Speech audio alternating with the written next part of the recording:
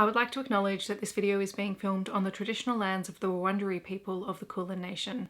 I pay my respects to their elders past and present, and extend that respect to any Aboriginal, Torres Strait Islander or First Nations people who may be watching this video today.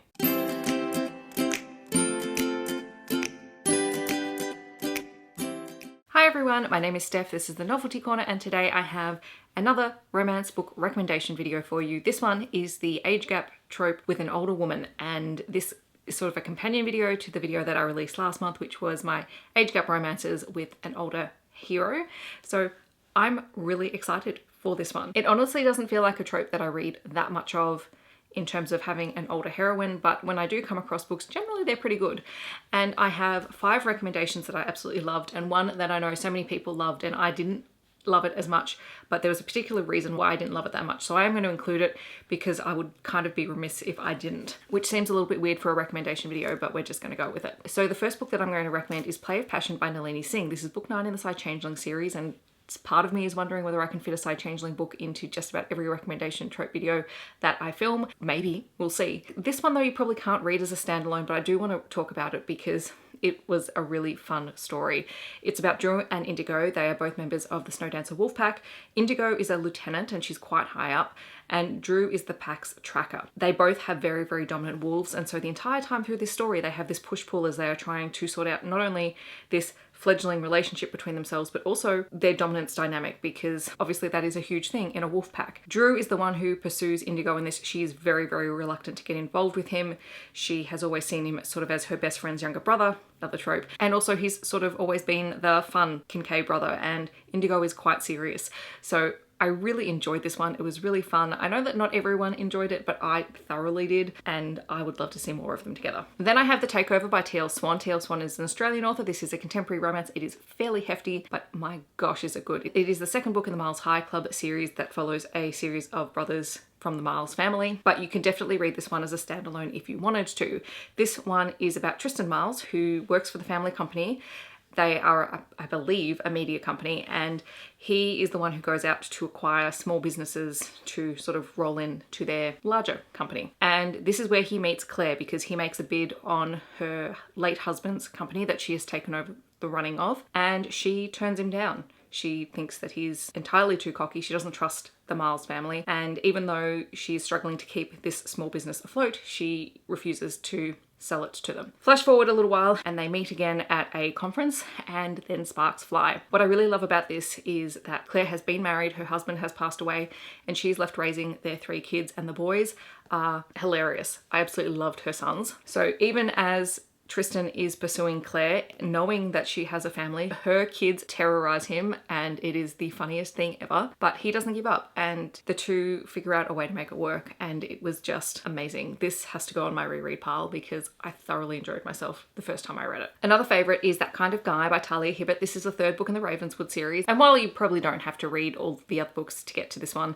I did, and I really enjoyed doing that. But this is another contemporary romance. It is about Zach and Ray, and they meet when Ray moves into town, and Zach is a former playboy basically trying to reform, and he's decided that there's no more hookups. He just wants to find a relationship, and what we find out is that he's really discovering that he actually identifies as demisexual. And Ray herself is recovering from her marriage. Her former husband has since married another woman and doesn't let any opportunity slip by to rub that in her face, and so she's basically trying to restart. And when she has to go to a big event where her ex-husband is going to be, she decides she wants a fake date to go with her just to boost her confidence, and Zach offers himself up for that, even though he doesn't want a fake relationship, he wants a real one. So it is delightful and fun, and I absolutely love these two together. One recommendation that I know that I got from Heather and Izzy and a few other people here on BookTube is If She Says Yes by Tasha L. Harrison. This is a contemporary novella. It is also a best friend's mother trope story. So you have Tomas, whose best friend is getting married, and he's there to help with the wedding,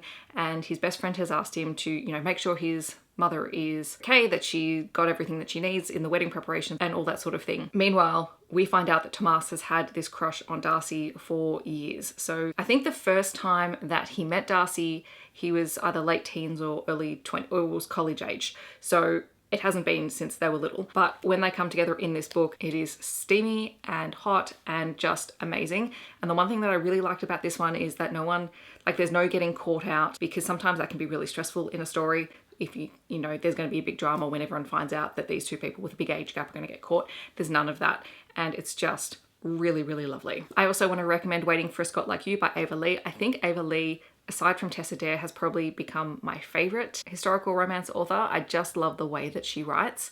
And this one is just fantastic. It is the third book in the Union of the Rake series, but you could obviously read this one on its own. And you have Beatrice, who is the Dowager Countess of Faris.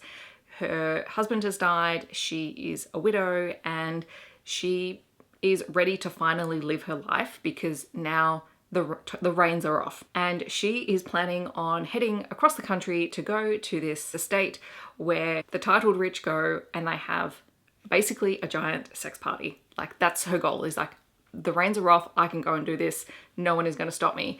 And she's chaperoned by Major Duncan McCameron, and he's just come out of the military, he's Scottish, and he is not sure what to do with Beatrice because she is letting loose and he is quite stoic, and the whole thing is hilarious and fun and absolutely delightful. All right, and the final book that I'm going to talk about is The Poor Boy by Nikki Sloan. This was not a favorite book of mine. I have a 50-50 hit rate with Nikki Sloan books, but if I didn't mention it in this video, I would kind of be remiss because I have read it.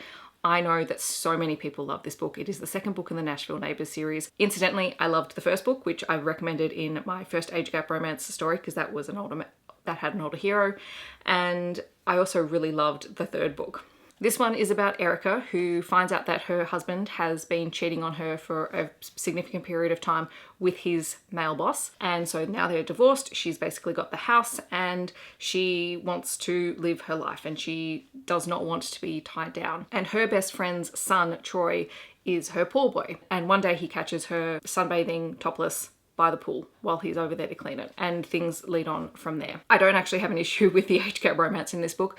I had an issue with the power dynamics between the two of them because Troy is a musician and I think Erica is either an agent or she works in that field, and that's where it got murky for me in terms of personal relationships and professional relationships. So that's the only reason that this one didn't work for me. If you're looking for a really steamy older woman romance, then this one is probably one that you could try. All right, so those are my recommendations. In the comments, I would love to know if you have any older woman romance or recs for me that were not on this list. Otherwise, I hope that wherever you are in the world, you're staying safe and healthy, and I will see you in my next video. Thanks so much for watching.